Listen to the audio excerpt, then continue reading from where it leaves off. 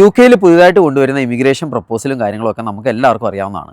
പക്ഷേ ഒരുപാട് പേരുടെ പ്രതീക്ഷകൾ കളയുന്ന കാര്യങ്ങൾക്കാണ് തീരുമാനമായിക്കൊണ്ടിരിക്കുന്നത്. യു കെയിൽ ടാക്സ് അടയ്ക്കുന്ന ഒരാളെന്ന നിലയിൽ എനിക്ക് പറയാനുള്ള കുറച്ച് കാര്യങ്ങൾക്കാണ് ഞാൻ ഈ പറയുന്നത്. അതിൽ നിങ്ങൾക്ക് കേട്ടിട്ട് നിങ്ങൾക്ക് വേറെ എന്തെങ്കിലും അഭിപ്രായം ഉണ്ടെങ്കിൽ നിങ്ങൾക്കും പറയാവുന്നതാണ്. അത് കമൻറ്റായിട്ട് ഇടുക.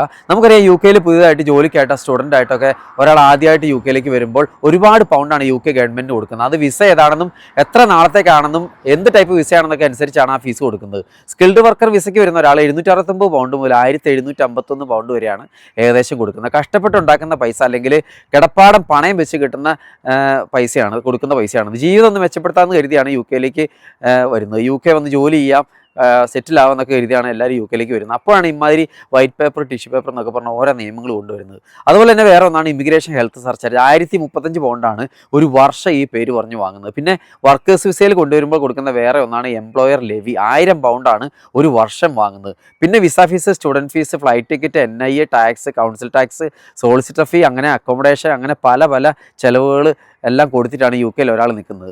വന്ന് നടുവൊടിഞ്ഞ് പണിയെടുത്ത് സെറ്റിലാകാമെന്നൊക്കെ വിചാരിച്ചിരിക്കുമ്പോഴാണ് ഇമാതിരി നിയമങ്ങൾ കൊണ്ടുവരുന്നത്. ഒരുമാതിരി നടുവേനുള്ളവനെ കുനിച്ച് നിർത്തി ഇടിക്കുന്ന പരിപാടിയാണ് ഇപ്പോൾ കാട്ടിക്കൊണ്ടിരിക്കുന്നത്. എന്തായാലും കൊള്ളാം, നിയമങ്ങൾ വന്നോട്ടെ. പക്ഷേ ഇപ്പോൾ യു കെയിലുള്ളവരെ എക്സ്ക്ലൂഡ് ചെയ്യണം, അങ്ങനെ ഒരു റിക്വസ്റ്റ് ഉണ്ട്. കാരണം അവർ യു കെയിൽ ഇപ്പോൾ വന്നിരിക്കുന്നത് ഇപ്പോഴുള്ള യു കെയിലെ നിയമം കണ്ടിട്ടാണ്, അല്ലാതെ അതിന് മുന്നിൽ കണ്ടിട്ടാണ് ഇപ്പോൾ വന്നിരിക്കുന്നത്. ദയവേത് അവരെ ചതിക്കരുത്. ഓക്കെ എന്നാൽ ബൈ.